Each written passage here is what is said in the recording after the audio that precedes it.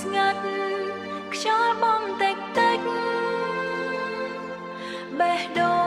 ងខ្ញុំឈឺព្រោះស្នេហ៍មិនពិត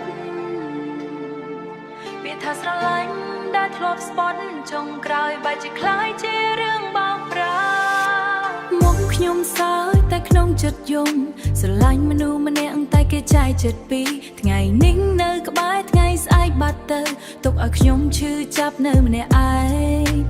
គេនិយាយថាខ្ញុំជាមនុស្សម្នាក់ទៅទុកឲ្យខ្ញុំឈឺចាប់នៅម្នាក់ឯងគេនិយាយថាខ្ញុំជាមនុស្សសំខាន់តែពីក្រោយខ្នងមានអ្នកថ្មីម្នាក់ទៀតខ្លួនមួយតែជ័យទូកដល់ពីរមិនខ្លាចចិត្តអ្នកណាបែកបាក់ឡើយខ្លួនមួយជ័យទូកពីរស្នេហ៍មិនស្មងធ្វើឲ្យខ្ញុំយំ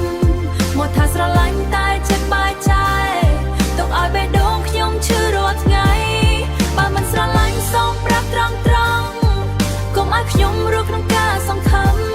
មនុស្សស្មោះម្នាក់ចាញ់មនុស្សក្បត់ចុងក្រោយសល់តែទឹកភ្នែកនិងការឈឺចាប់ខ្ញុំធ្លាប់ជឿលើពាក្យសន្យាថាស្នេហ៍យើងនឹងមានថ្ងៃអនាគតតែគ្រប់យ៉ាងគ្រាន់ជាល្បែងបេះដូងដែលគេលេងសើចលើអារម្មណ៍ខ្ញុំ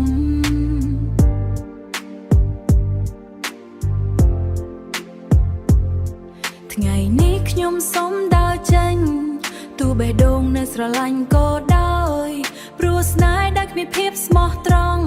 មិនអាចបន្តដល់ថ្ងៃចុងក្រោយឈប់ហើយការរងចាំមនុស្សមិនពិតឈប់ហើយការយំដោយគ្មានតម្លៃពីថ្ងៃនេះខ្ញុំនឹងរៀនរស់ដែលគ្មានមនុស្សខ្លួនមួយជីទូពីខ្លួនមួយជីទូពីស្នេហ៍មិនស្មងធ្វើឲ្យខ្ញុំយំមកថាស្រឡាញ់តែចិត្តបែកចែក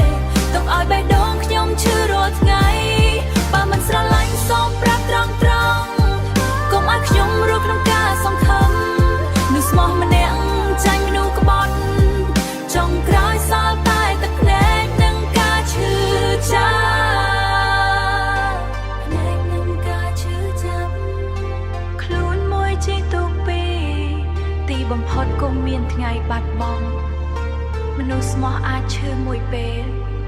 តែមនុស្សក្បត់នឹងសោកស្ដាយមួយជីវិត